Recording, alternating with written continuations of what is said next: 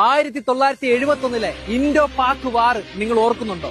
ഒരു മുന്നറിയിപ്പും കൂടാതെ പാകിസ്ഥാൻ മിലിറ്ററി നമ്മുടെ ഇന്ത്യയെ ആക്രമിച്ചു. എന്നിട്ട് മടി പതറാതെ ഇന്ത്യ തിരിച്ച് ഫുൾ ഫോഴ്സിലും പാകിസ്ഥാനെ തിരിച്ചാക്രമിച്ചു.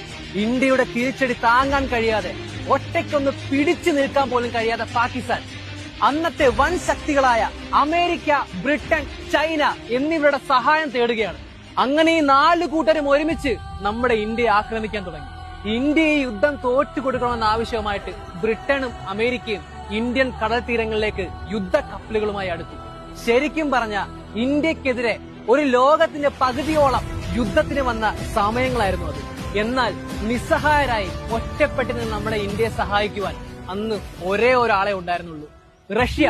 നമ്മുടെ സ്വന്തം റഷ്യ. അന്ന് ഇന്ത്യക്ക് വേണ്ടി ഇന്ത്യയെ ആക്രമിക്കാൻ വന്ന ആ 4 രാജ്യങ്ങളുടെ വിദ്വേഷം റഷ്യ സ്വയമേ ഏറ്റെടുത്ത് ഇന്ത്യയെ സപ്പോർട്ട് ചെയ്യാൻ വന്ന ദിനങ്ങളായിരുന്നു അന്ന്. റഷ്യയുടെ യുദ്ധവിമാനങ്ങൾ, പട്ടാളക്കാർ, കപ്പലുകൾ, മുങ്ങിക്കപ്പലുകൾ എന്ന് വേണ്ട റഷ്യയുടെ മിലിറ്ററി ഫോഴ്സിലുള്ള എല്ലാമായിട്ട് റഷ്യ ഇന്ത്യയുടെ തീരപ്രദേശങ്ങളിലും കടലിലും നിരന്നു. എന്നിട്ട് റഷ്യയുടെ ഒരു പ്രഖ്യാപനമുണ്ട്. എന്നെയും നിങ്ങളെയും പോലെയുള്ള ഓരോ ഇന്ത്യക്കാരന്റെയും മനസ്സിനെയും കണ്ണിനെയും ഒരുപോലെ നനയിപ്പിക്കുന്ന ഒരു പ്രഖ്യാപനം. ഇനി നിങ്ങൾ ഇന്ത്യയെ ആക്രമിച്ചാൽ അത് റഷ്യയെ ആക്രമിക്കുന്നത് പോലെയാണ്. അതുകൊണ്ട്